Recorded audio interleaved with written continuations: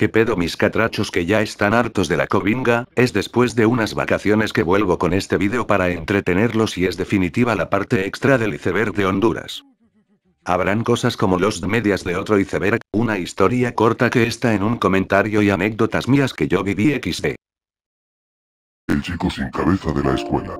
El chico sin cabeza es una anécdota que yo viví cuando estaba por el kinder de Ovidio de Proli. Fui al baño porque no aguantaba las ganas de mear y en eso que cuando entro cierro la puerta y escucho un golpeteo fuerte, me estaban tocando la puerta para que saliera, no le hice caso y seguí hasta que termine pero seguía golpeando, luego cuando abro era un tipo quizás 1,90 metros pero sin cabeza, mantuve la calma aunque era un simple niño y me lavé las manos y me fui.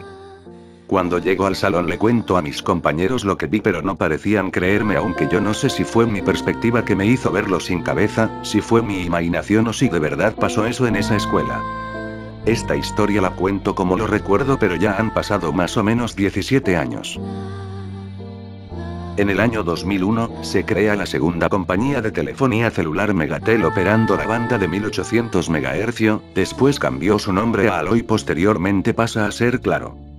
En el año 2008, entra al país la empresa Digicel la cual opera en la banda 1900 MHz. Esta telefonía empezó ofreciendo excelentes promociones y una gran gama de teléfonos celulares a bajos precios. En el 2012 Claro anuncia una unión con esta compañía, y unos meses después Digicel se convierte en Claro, por lo que los usuarios de Digicel ahora son de Claro. La masacre de los Orcones en Olancho. Esto sí es largo.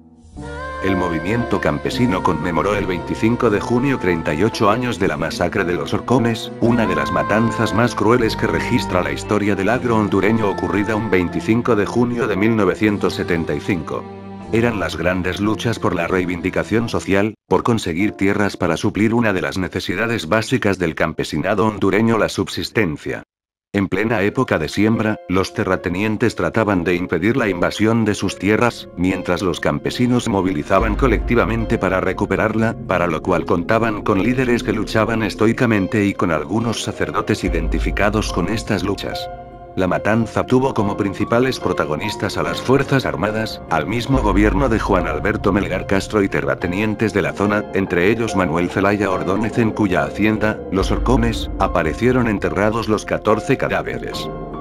Previo a la captura de los campesinos tuvieron lugar grandes movilizaciones, se tomaron los juzgados de varias ciudades, se realizaron concentraciones masivas, interrupción del tráfico en las carreteras y se anunció una marcha nacional para el 25 de junio de 1975. Ese día 14 personas se dirigían a Tegucigalpa, como muchos otros miles, para participar en la marcha contra el hambre, que diversas organizaciones campesinas habían convocado para exigir de la dictadura militar hondureña el reparto de tierras improductivas entre los jornaleros. Pero, a diferencia de los otros manifestantes, esas 14 personas jamás llegarían a su destino. Los campesinos de todo el país se concentrarían en Tegucigalpa pero el gobierno de Melgar Castro ordenó detenerlos. El 24 de junio, los campesinos de Olancho pernoctaron en Juticalpa y pasaron la noche en el Centro de Capacitación Santa Clara. El siguiente día, a las 10:00 de la mañana, un grupo de escolares, dirigido por el profesor Guillermo Ayes Mejía, llegó a exigir la desocupación del edificio. La acción del maestro era acompañada por agentes del Departamento de Investigación Nacional DIN, que vestidos de civil entraron al edificio, sacaron violentamente a los que se encontraban adentro y los llevaron a la hacienda Los Orcones donde los torturaron y mataron. Allí, después de torturarlos, los 14 fueron asesinados y sus cadáveres arrojados a un pozo de 40 metros, que después se cegó con la explosión de 2 cargas de dinamita, en un intento de eliminar las pruebas. Los primeros 7 cuerpos tardarían varias semanas en ser rescatados. Según el informe del gobierno, al llegar a Los Orcones el mayor Chinchilla ordenó a 3 elementos del DIN que interrogaran a los detenidos llevados de Juticalpa, luego fueron asesinados. Interrogar para el DIN significaba aplicar todo tipo de torturas que iba desde golpes, patadas, toques eléctricos, la capucha, arrancar uñas y otras crueles prácticas. Mientras tanto, el padre Iván Betancourt era también sometido a interrogatorio, en el cual rindió declaraciones sobre actividades subversivas realizadas en compañía de otros religiosos. Después del interrogatorio, Betancourt también fue asesinado. Para evitar que quedaran testigos, asesinaron a las señoritas Ruth García Mallorquín y María Elena Bolívar por órdenes del teniente Benjamín Plata, quien dirigía el operativo. También asesinaron a los testigos que habían observado el hecho, según la comisión que investigó el caso. Los cuerpos de las víctimas fueron lanzados a un pozo Malacate, que fue dinamitado con el fin de que no quedara rastro de la acción militar. Del crimen, los tribunales de justicia encontraron culpables al mayor José Enrique Chinchilla, subteniente Benjamín Plata y a los terratenientes Manuel Zelaya Ordóñez y Carlos Bar, quienes fueron remitidos a la penitenciaría central. Sin embargo, salieron libres en 1980 favorecidos por un indulto otorgado por el gobierno. José Manuel Zelaya padre fue condenado en 1979 a 20 años de cárcel, junto con otros 3 partícipes en la masacre, aunque todos ellos salieron a la calle después de cumplir solo un año de condena, gracias a una amnistía general decretada en 1980. Los muertos fueron identificados como padre Casimiro Kiper, padre Iván Betancourt, Máximo Aguilera padre del dirigente de la Democracia Cristiana, Lucas Aguilera, Lincoln Coleman, Bernardo Rivera, Francisco Colindres, Fausto Cruz, Roque Ramón Andrade, Arnulfo Gómez, Ruta Mallorquín, María Elena Bolívar, Alejandro Figueroa, Juan Benito Montoya y Óscar Ovidio Ortiz. El 25 de junio el padre Iván Betancourt y Ruth García salieron de Tegucigalpa hacia Catacamas. Habían ido a encontrar a la mamá del sacerdote doña Felisa Betancourt que venía a visitarle de Colombia. Mel Zelaya Ordóñez, Carlos Bar, Chinchilla y Plata fueron señalados por la Comisión Investigadora de las Fuerzas Armadas como los responsables de todo. Fueron recluidos en la penitenciaría central hasta el 16 de junio de 1979, después de haber sido condenados a 20 años de cárcel por homicidio consumado y no por asesinato como debió ser, lo cual deja en evidencia la superficialidad de los tribunales para de justicia, ello sin contar con el hecho de que no quedó clara la actuación de las partes en un juicio plagado de lagunas. Los condenados estuvieron en prisión poco más de un año porque el 3 de septiembre de 1980 fueron favorecidos por el decreto de amnistía de la Asamblea Nacional Constituyente y salieron libres el 11 de septiembre. Después de ello, el liberal Roberto Suazo Córdoba, primer presidente civil después de los 19 años de gobiernos militares, nombró agregado militar de Honduras ante la República de Panamá al mayor José Enrique Chinchilla. Tampoco se actuó contra los miembros de la Federación Nacional de Agricultores y Ganaderos de Honduras FENAG y miembros de la empresa privada señalados por las Fuerzas Armadas como responsables de crear el clima de enfrentamiento nacional. Señalaron directamente al presidente de la FENAG Fernando Lardizábal, quien fue precandidato a la presidencia de la República por el Partido Nacional en una oportunidad, y a Bernardo Casanova, dueño de varios aserraderos diseminados en el departamento de Olancho. El 25 de junio se registra de acuerdo al Decreto Legislativo 47/2004 como el Día de los Héroes por la Justicia Social en Honduras.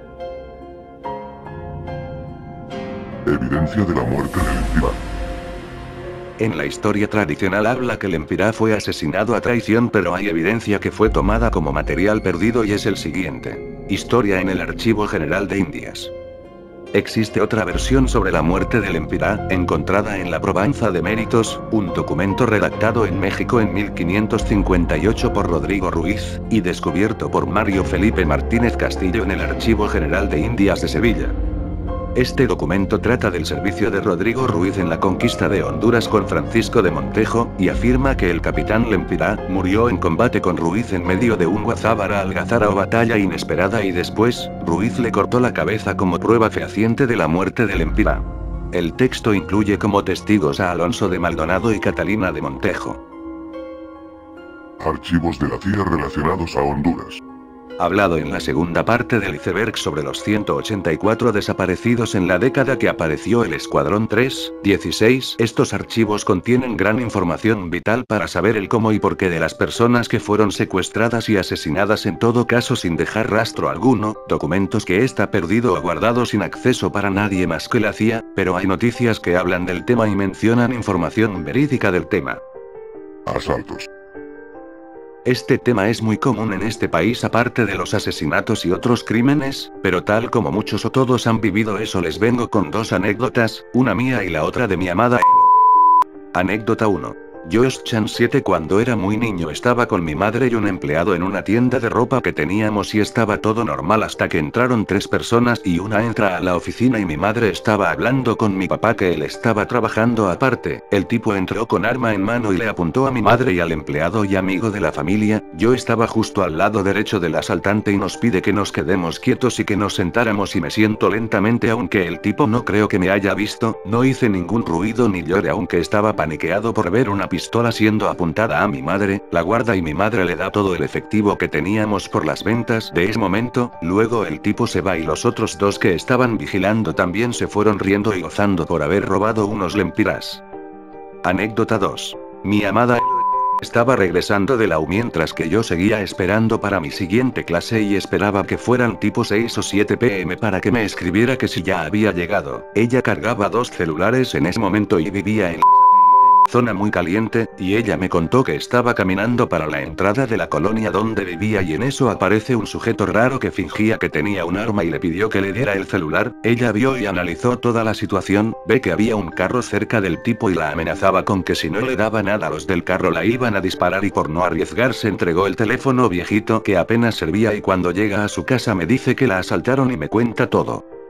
Así como a uno le pasa esto, hay mucha inseguridad y temor al salir a la calle por miedo a que le roben a uno, siempre está el típico disque meditador budista que no hay que aferrarse a lo material pero sin lo material no se puede hacer mucho y menos si se trata de algo para el trabajo o estudio como una laptop.